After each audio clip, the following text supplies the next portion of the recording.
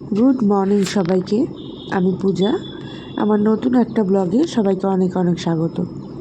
তো আজকে দিনটা হচ্ছে মঙ্গলবার। এখন ঘড়িতে 8টা মতো বাজে। অ্যাজ ইউজুয়াল আমি গাড়ির জন্য দাঁড়িয়ে আছি। আমি না, আমরা। তো যাই হোক, গাড়ি পেয়ে যাই কিছুক্ষণের মধ্যে। আর এই যে স্কুলে পৌঁছে গেলাম। ছেলে স্কুলে ঢুকে গেল। তো আজকে সকাল থেকে আর ব্লগটা কন্টিনিউ করা হয়নি। আজকে সকালে ওকে টিফিনে করে দিলাম, প্যানকেক করে দিয়েছিলাম, চকলেট প্যানকেক। আর তার সাথে শর্ট ব্রেকের জন্য দিয়েছিলাম বিস্কিট আর কিশমিশ। আমার ছেলে কিশমিশ খেতে ভীষণ ভালোবাসে। তারপর হাঁটতে হাঁটতে চলে আসছিলাম। আজকে আমাদের এখানে খুব সুন্দর রোদ উঠেছিল। তো এই যে আসার সময় যে পার্কের দিকের গাছগুলো দেখছিলাম, এই ফুলগুলো খুব ভালো লাগে, একসাথে কি সুন্দর ফুটে আছে রঙ্গন ফুল এগুলো। দিয়ে এসে বসে আছি, স্নান করতে যাব। আজকে আবার পাওয়ার কাট হবে বলে গেছে, কাজ হবে এখানে পুরো 1টা অবধি হবে। ওই ধরো 1টা বলছে, 1:30 2টো তো বাজেই, সব সময় তো টাইমলি হয় না। আজকে সকালে করবো চিড়ার পোলাও, যেহেতু নিরামিষ। কিন্তু আমি তো খেতে পারছি না বলে আমি চিড়াটাকে কলা আর দুধ দিয়ে খাবো। দুধ আমি আবার খাই না, তো পাউডার দুধ নিয়ে আসলাম, ওই দিয়েই মিক্স করে খাবো। কারণ প্রচণ্ড বেদনা, আমি কিছু শক্ত খেতে পারছি না। ফালতু চিড়ার পোলাও খেতে ভালোবাসি না, খেতে পারবো না। আর তারপর দেখি কী রান্না হয়। কালকে পোস্তটা খুব ভালো হয়েছিল, মা খায়নি। মা কালকে নিরামিষ খেয়েছিল। মানে নিরামিষ খেয়েছিল বলতে, মা কালকে ভাতই খায়নি, কালকে জল ঢালছে বলে। তো সেজন্য মা বলছে আজকে আবার কর। তো আজকে পোস্তটা হবে, সয়াবিন আছে, সয়াবিন হবে। আর দেখা যাক আর কী হয়। আজকে যেহেতু নিরামিষ না, তো মানে সয়াবিনটা করে রাখলে ধরো রাতের চিন্তাটা মিটে যায়। আর এবেলা পোস্ত আরেকটা কিছু করলে খাওয়া হয়ে যাবে। আর রাতের বেলা না, কাজ থেকে উঠে রান্না করা খুব চাপের ব্যাপার হয়ে যায়। আর নিরামিষের খুব তো হ্যাপা থাকে জানো। তো দেখা যাক কী হয়। আগে স্নান করি, তারপর সব কিছু করবো। কালকে রাতে তো ওষুধ খেলাম, ব্যথা এতটুকুও কমেনি। যেমন ব্যথা তেমনই আছে, যেমন প্রবলেম তেমনই আছে। হয়তো 1 ডোজে কাজ হবে না, একটু হবে। অ্যান্টিবায়োটিক ধীরে ধীরে মানে কাজ তো করবে অবশ্যই, অ্যান্টিবায়োটিক কাজ করে, কিন্তু হয়তো সময় লাগবে কিছুটা। তো খেয়ে যাই, অনেকগুলো ওষুধ দিয়েছে। আজকে সারাদিন মানে 2 দিনের ওষুধ দেওয়া হয়েছে। তো খেয়ে নিই 2 দিন, দেখি কী কন্ডিশন, তারপর নয় যাবো আবার করতে যাবো ভাবছিলাম। প্রচুর না খিদে পেয়ে গেছে, তার জন্য আগে চাটা খেয়ে নিলাম। মা চা করলো, তাই চাটা খেয়ে নিলাম। চাটা খেয়ে যাচ্ছি, চোখটা কী হয়েছে, কচকচ করেছে। এবার চাটা খেয়ে স্নান করতে যাবো। করে ছাদে আসলাম, দেখো আজকে আকাশটা কি সুন্দর, শরতের আকাশ হয়ে গেছে।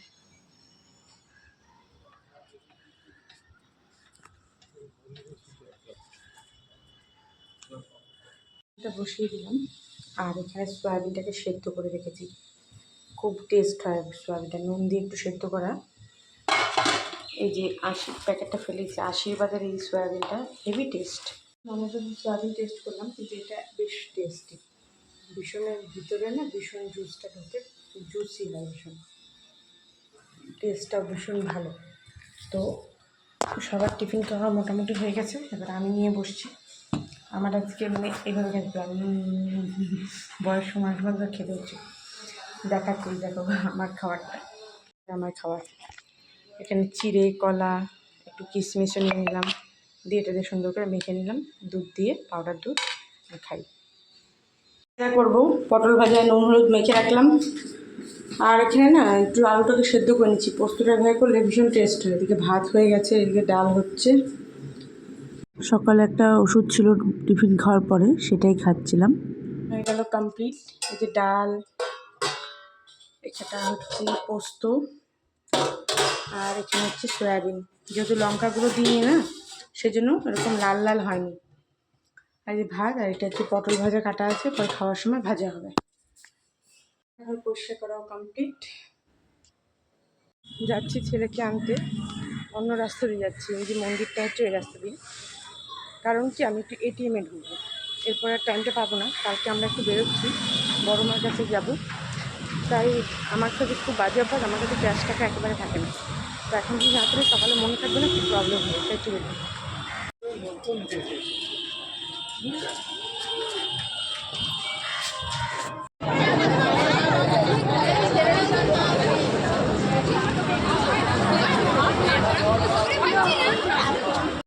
তো এটিএম থেকে এসে কিছুক্ষণ দাঁড়াতে হয়, বেশিক্ষণ না, 5 মিনিটের মতো, তারপর ছুটি হয়ে যায়। নিয়ে বাড়ি চলে আসি, স্নান টান করে নিয়ে এই যে আমরা খেতে বসে গেছি। আলু পোস্ত, অল্প সয়াবিন, লেবু, পটল ভাজা। মানে খুব একটা ভালো হয়নি, মানে 100%-এর মধ্যে ধরো 80%-এর মতো ভালো হয়েছে। সন্ধ্যার থেকে সেভাবে কোনো ভিডিও করতে পারিনি। হট করে দেখলাম ব্যথাটা কমে গেছে দুপুরবেলায়, আবার ব্যথাটা করছে।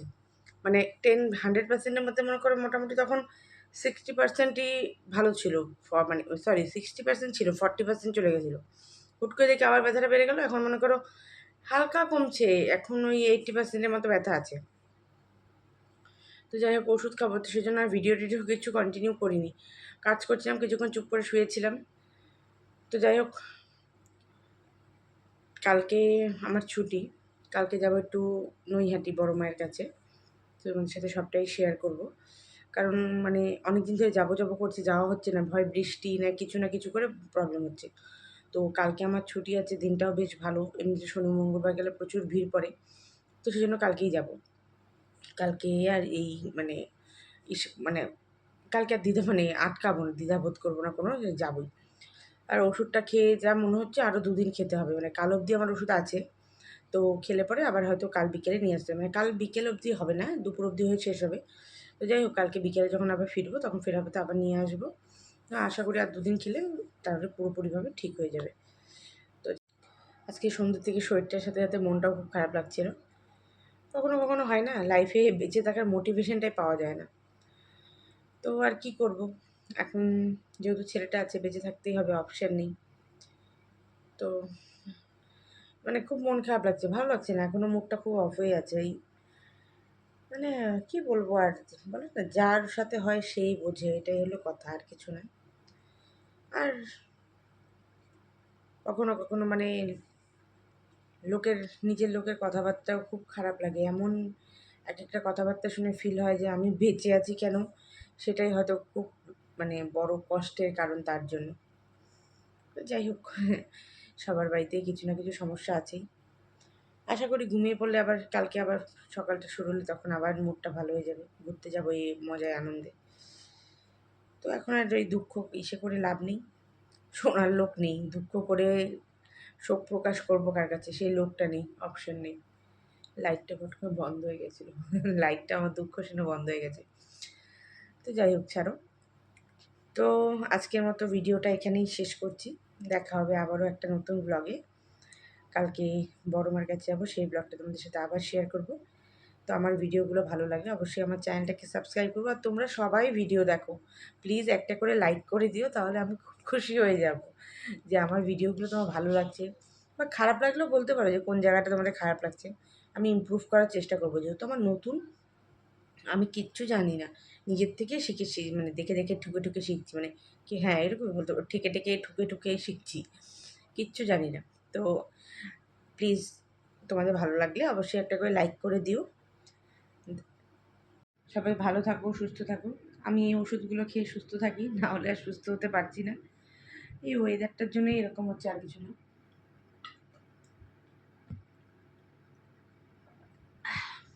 দেখা হবে আবার নতুন ব্লগে, ততক্ষণের জন্য গুড নাইট সবাইকে, টাটা।